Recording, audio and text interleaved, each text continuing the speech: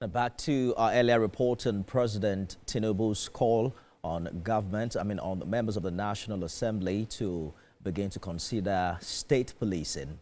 I'm joined by security expert Darlington Umaru for more on that story. Mr. Umaru, thanks for joining us on the news tonight. From a professional security standpoint, would you say decentralizing policing genuinely will reduce insecurity, or could it create coordination problems between federal and state commands?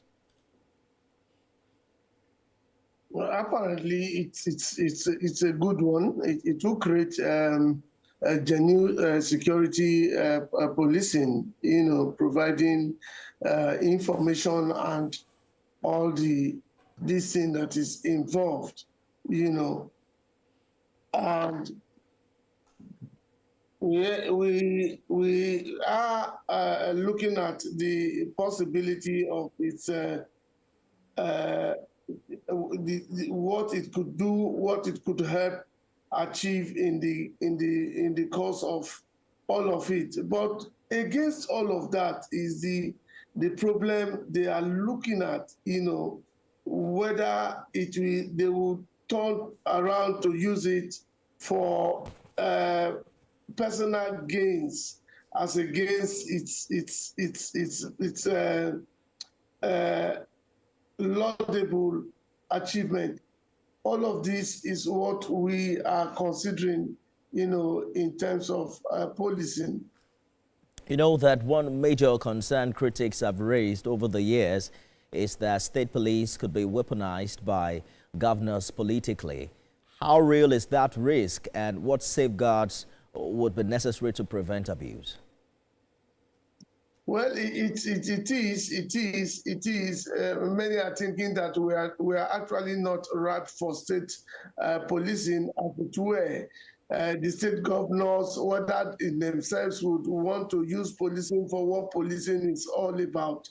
It's another kettle of fish. Whether the state government will be controlled by the federal government in terms of using the police to achieving electoral results for themselves. It's another thing the federal government is looking and trying to say that, well, at this time, we are not right for it because these are persons and Nigeria do not have those credibility you really want to talk about. The one in the federal government arrangement at the moment, are they really being used as police, or the federal government is merely using them to achieving what it want to achieve? We have seen situations that the police, for instance, they buy their uniforms, they buy their boots, and some other elements. So for all of this to be achieved properly, we need to really look at the states in its proper arrangement and to ensure that, okay, when these police come into the hands of the governments, they would want to rather use them effectively to monitor their constitutionally provided activities rather than use them to achieve what they want, because they will be in charge of them, they will provide for them, they would allow them to achieve what they are meant to achieve. All of this is bothering the people, particularly those concerned with those activities. Federal allocation, we understand, has significantly increased under this administration. Is it safe to say that states now do actually have the kind of finance that they would need, financial capacity to fund, to train, to equip, and professionally manage their own police forces? We just talked about those of the federal government now, the problems that they are facing at this moment. We just talked about them, financing themselves, providing certain things for themselves. If that's for even the federal government that is supposed to have all the funding where necessary. But we're talking about states now, states that cannot pay some of their minimum wage, for instance, in terms of salary, in terms of some other things. You have police on the roads, they want to do certain things they need to do to provide monies for themselves. For instance, yesterday I was coming from another country, and when I got into Nigeria, the arrangement was a bit difficult. I saw police in the night, I saw police standing wanting to collect money from bus drivers, from individuals, all of that for the sake of it. And I stood, and somebody was making a point before me. Somebody who was moving with me said, these are senior police officers, and they are trying to collect money. And the essence of them trying to collect money is not to collect money to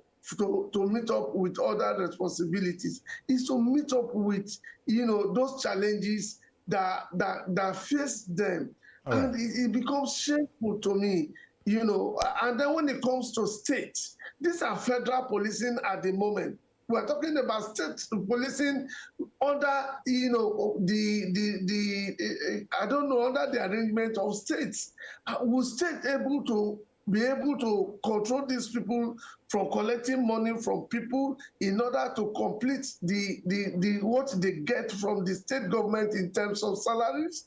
That is another challenge. That is another kettle of fish. This is bothering all of us.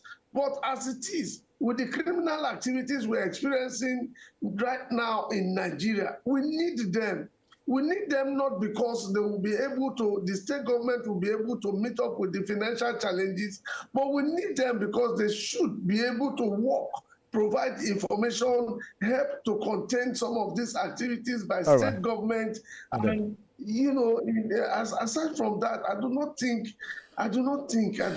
that state policing is most necessary now. All right. But we need them. We just need them. Mr. Moro, it's a developing story. We'll get back to it subsequently. Thank you for your insight on the news at 7.